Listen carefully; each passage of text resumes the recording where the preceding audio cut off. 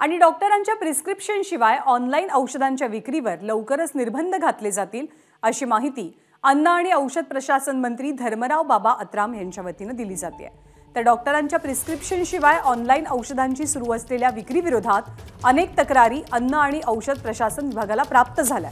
या तक्रारींच्या अनुषंगाने लवकरच अशा ऑनलाईन विक्री करणाऱ्यावरती निर्बंध आणण्यासाठी शासन विचाराधीन असल्याचं मंत्री अत्राम म्हणाले।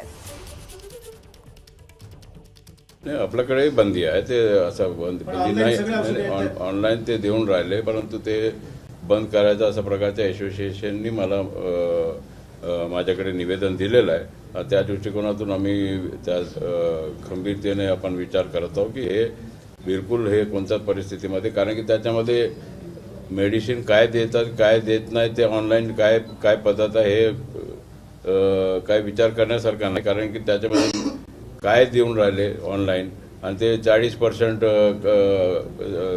कमी किमतीने, म्हणजे त्याच्या मेडिसिनमध्ये काय पॉवर आहे ते हे सगळं आपलं एक्झामिन करावं लागेल आणि असं प्रकारचं असेल तर त्यांच्यावर कारवाई करू आम्ही। एबीपी माझा, उघडा डोळे बघा नीट।